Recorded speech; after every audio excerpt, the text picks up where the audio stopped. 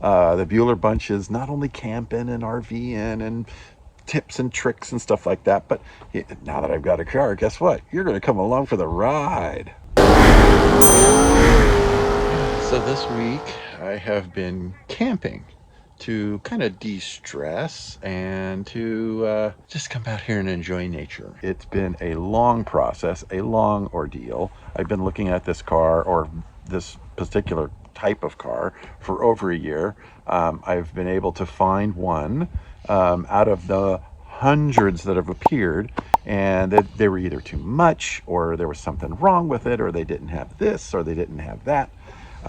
Man, talk about scratching my head. But it's been confusing. I've talked to a million people. Now, venture forth when I was about 12.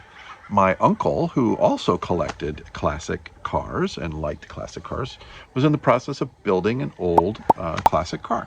And sorry for the things, because there's mosquitoes everywhere. So he had classic cars. But he passed away very unexpectedly, very suddenly, and I didn't have any influence in my family for a classic car. For a few more years, and my brother, he is he liked classic cars. However, he liked the muscle cars. I liked them, but I didn't like the muscle cars. I liked the old 30s, 40s cars. They just had a style about them that were intoxicating. Then life kind of gets in the way. Life got in the way for a very, very long time, until I was about to retire from my job. So what I did was I bought myself a cool Corvette. I thought that was it. That I'm a Corvette guy. I liked Corvettes. I had a passion for Corvettes, but I still longed for that old car. Then I started getting a little long in the tooth, and things in life just started pointing me in the right direction. So I said, you know what? Let's get a classic car. I started this process of looking for one. I thought it'd be really easy. No, it was not. The cars were very expensive. People were asking way too much for what the car was. When I would go and visit these cars and the owners, there was a lot of stuff that needed work. There was a lot of stuff that was wrong. There was a lot of stuff that they said that this had and it really didn't have. I wasn't a fan of it for certain reasons. I mean, one guy I went to even had a block of wood stuck in the engine because, well, things get hot. So he thought that the piece of wood would work better to fix the problem. Not stick a piece of wood in an engine. And then you had to be aware of all of these scam things going on. Somebody goes, oh, you gotta, it's got to be cash, or I won't accept a check. I'll only accept this kind of check, or you have to be very, very careful when you start looking at cars and dealing with people via the internet, because you never know where somebody's gonna try to scam you, try to get something out of you that you just fell for because you're so hot and heavy to get this particular item. So you got to be very careful nowadays. Lo and behold, I found a couple of cars, and for some reason, like 4 of them popped up all at the same time. And I'm like, which one do I like? So the first one, I put them in a priority. I said, okay, that's my first, that's my second, that's my third, that's my fourth. So the first car, I was like, oh, great price, really nice car, didn't need anything going wrong with it, except the owner started playing people against each other to say, who can beat this price and who can beat that price, and this guy's offering this, and how about you? And I'm not doing this tennis match back and forth with somebody. Pick number 1, gone. Pick number 2 was way far away, and I'm going, how am I going to deal with this? How am I going to deal with this extra cost? I'd have to deal with a plane, hotels, transporting. Do I drive it? Do I not drive it? All of these decisions. Then the third car, same thing. Very long place to go to.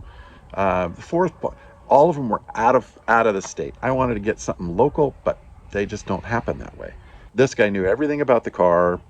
He took care of it. He had it in he's got it even in an air-conditioned garage. I was very jealous about. I said, okay, let's make that decision happen. As I'm scheduling all of this stuff, I have to work with my schedule.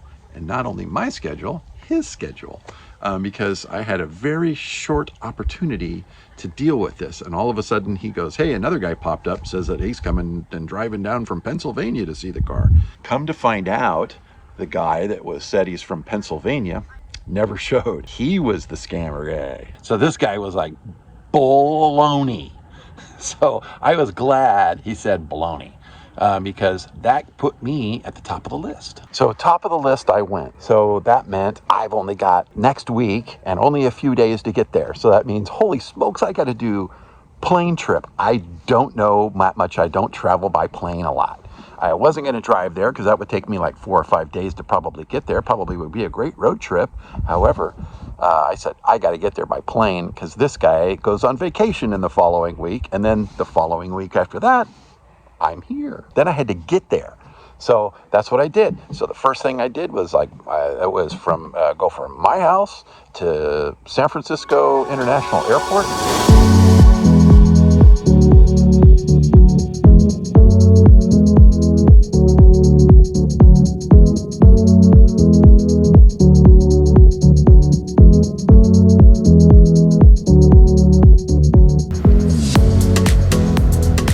Good morning, everybody. I'm at SFO. I'm on my way. I'm on a movable sidewalk. No, I'm not walking. It's nice and smooth this way, especially for videos. So next time you're at the airport, take the video or take the movable sidewalks. The movable sidewalks, they may be slow, but it's kind of fun. I'm literally the only one on the sidewalk. Okay, now I'm going to walk. Yeah, I'll walk on the movable sidewalk. Now I gotta look for my gate. F15. Where is, oh, there's F14.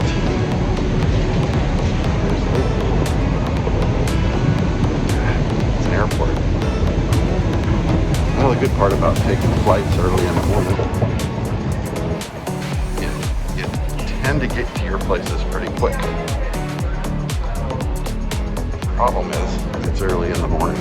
One thing about being at the airport early is you're literally the only one here, so it's a little lonely. Yeah, not even the plane is here yet.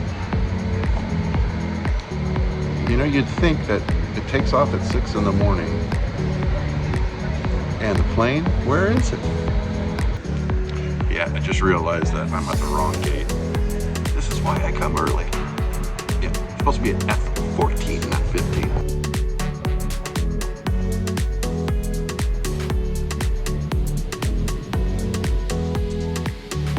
And then get on a plane really super early in the morning because then you got a time change scenario.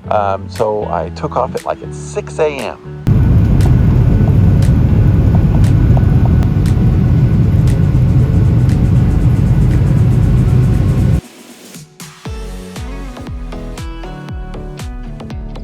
When I get on the plane from SFO to Chicago, yeah, seems pretty good. I mean, I've traveled on the plane before, but here I am in a new city. So the second I land, that's when all of a sudden you get your internet back.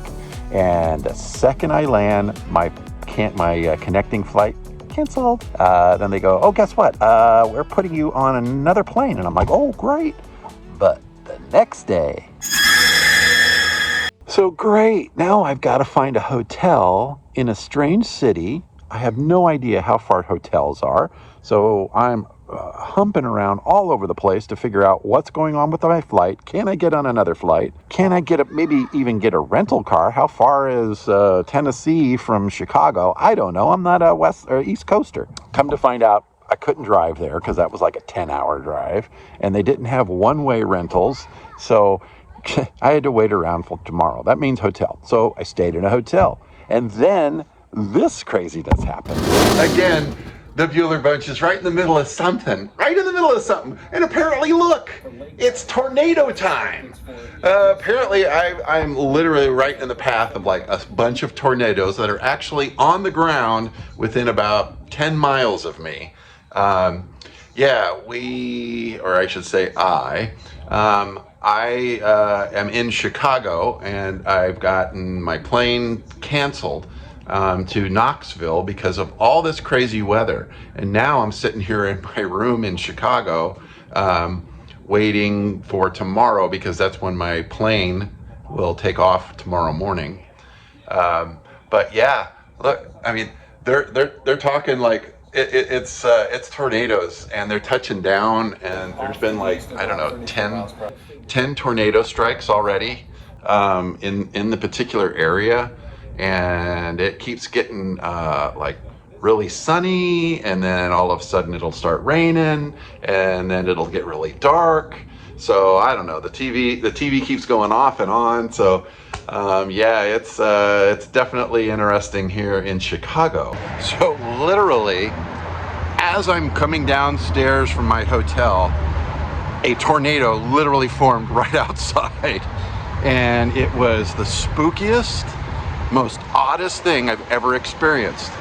On the ground, not too much wind, and then all of a sudden, boom, a ton of wind.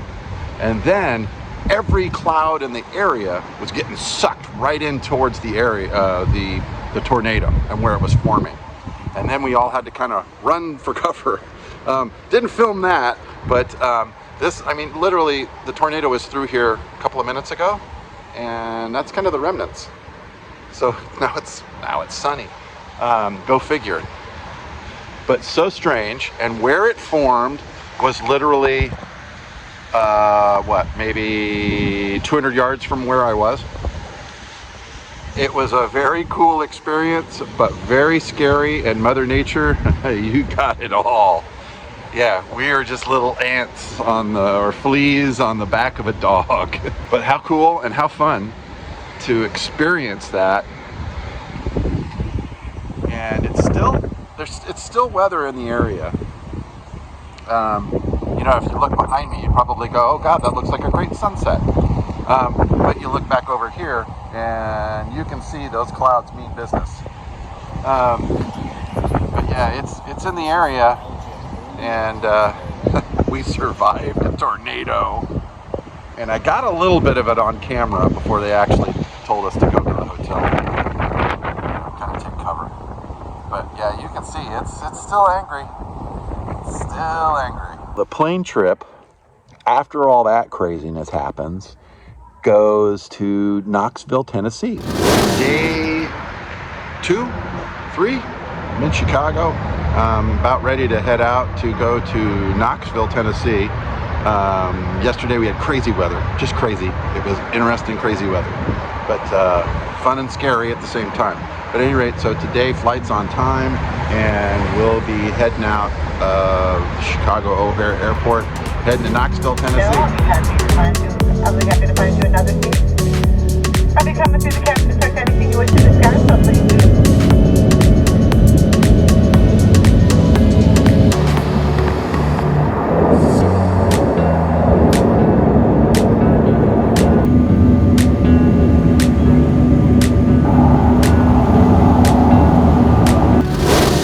Made it to Knoxville, Tennessee, heading to where I've got that 34 Ford on my mind. Meeting with the owner, and we're going to go over that car, and I just may buy it.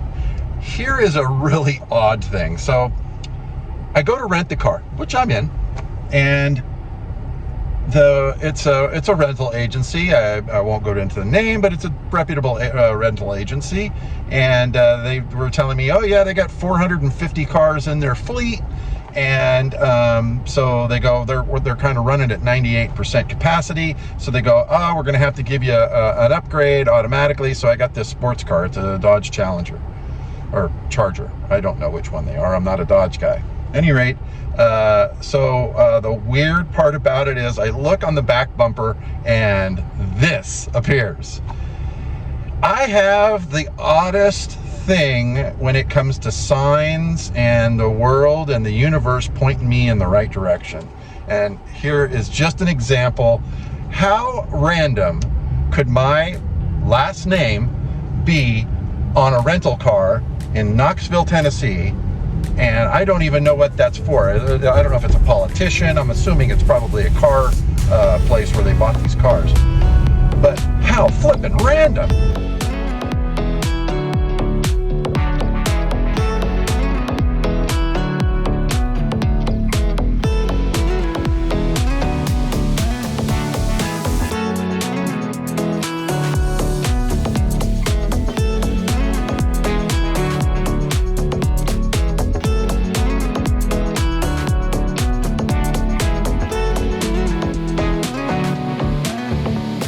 look what's waiting for me in the driveway.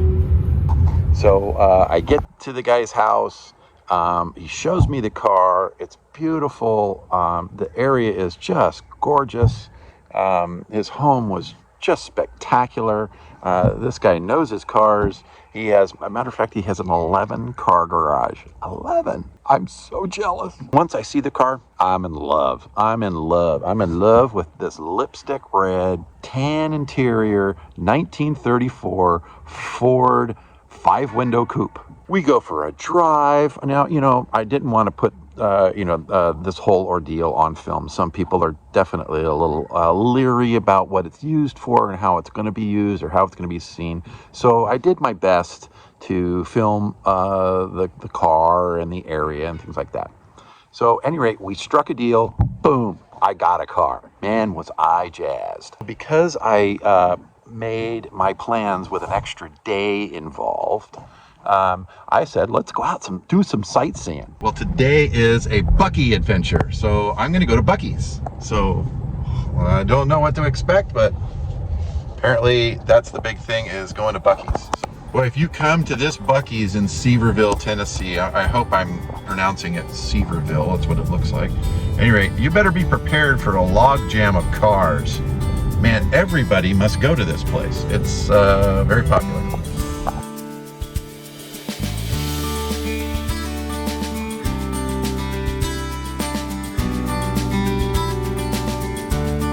To the road.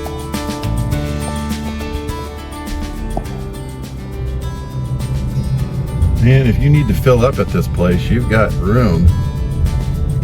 That's amazing. Found parking space, very last one. I'm parked over there in a rental. Just to find parking at this place is nuts.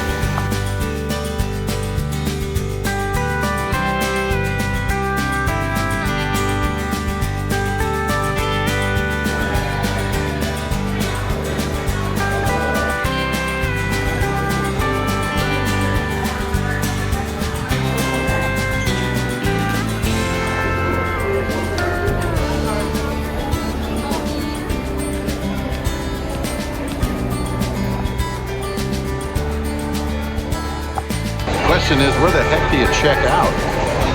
There's a ton of food.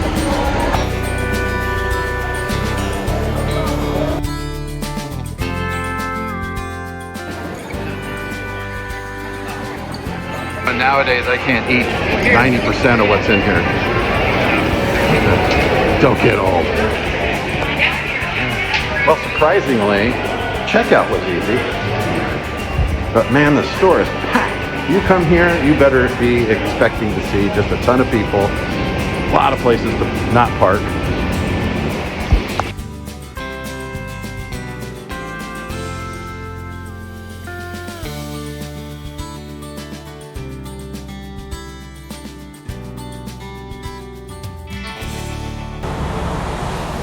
So here we are in this sweet little town of Dandridge. And behind me, you will see, there's this old drugstore, and this drugstore here, it's called Tinsley's, is still got the old counter where you can get a burger and a shake.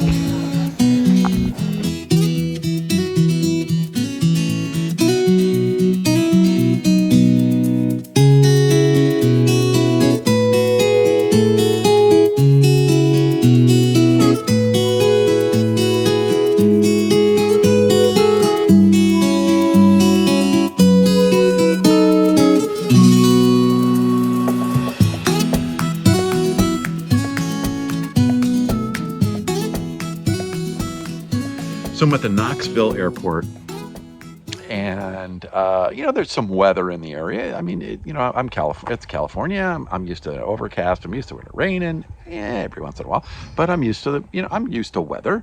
But the next thing I know, they go, "Oh, we got thunderstorms coming through at the same time your plane's landing." Well, I'm totally bummed. I'm here in Knoxville, and all of a sudden a huge storm is coming through right as I'm supposed to be boarding. So delay, which means I can't catch my connecting flight today. So I've got to go to Chicago and stay another night. the delays. But, you know, the reward was good. The reward was I got my car. Bad, I can't get home. I'd love to be able to get home. It's not hard, but yeah, maybe I should have driven it home. But oh well, I guess it's an experience that I won't forget. So I'm finally on California soil, and what did that take me? 2 days? At any rate, I'm back from Chicago and I'm back home, and now we have the endless task of waiting for my car to get transported back from Chicago. So at least my ordeal of air flight is over with, and now it's just a waiting game for a transporter to come deliver my car. So the next thing is car delivery. My quest for my car has come to an end, and now we got to do other things with this new car of mine. So stay tuned.